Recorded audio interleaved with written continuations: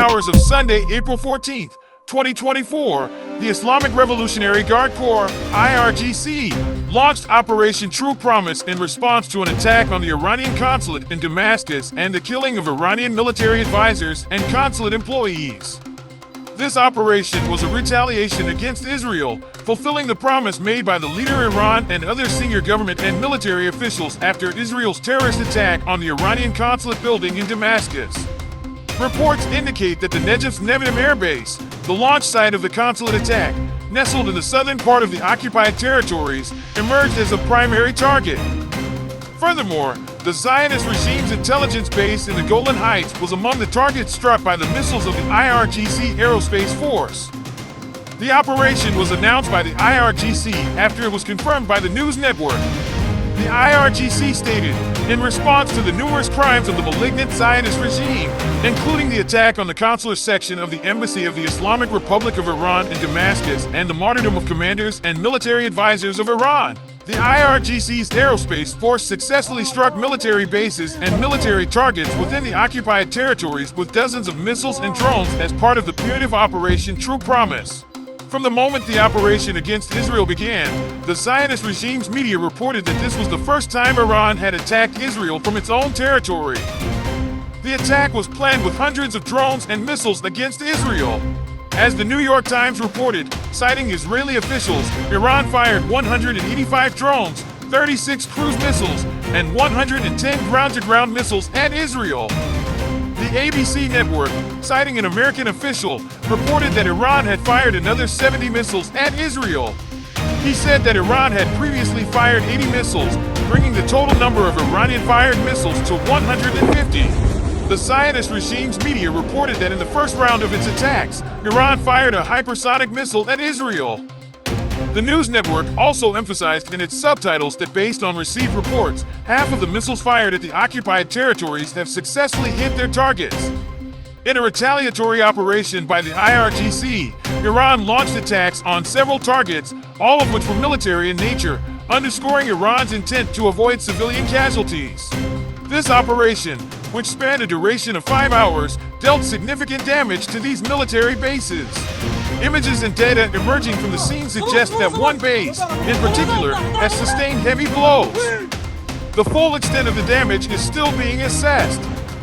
Joe Biden, the President of the United States, also admitted that Iran's air attack on Israeli military facilities was unprecedented and announced that he would hold a meeting with the leaders of the G7 on Sunday local time to coordinate a diplomatic response to Iran's attack on Israel.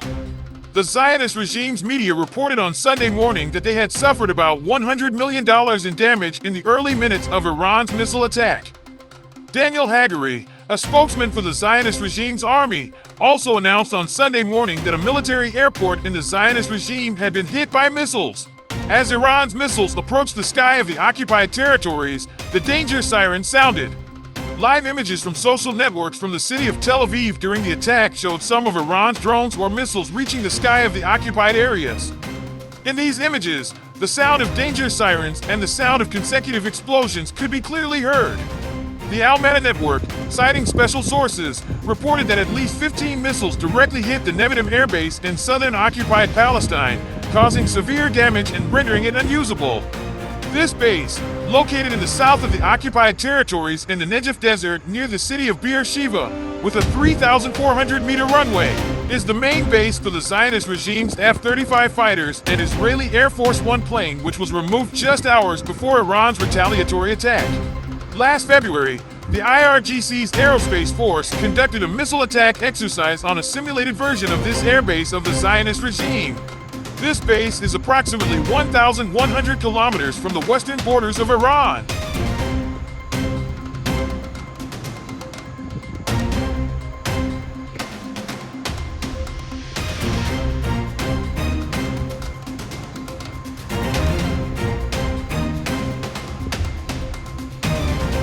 Israel, that has been criticized by all organs of the United Nations with full American support during more than 6 months of war in Gaza, called the Security Council to condemn Iran's response to its terrorist attack on the Tehran consulate in Damascus.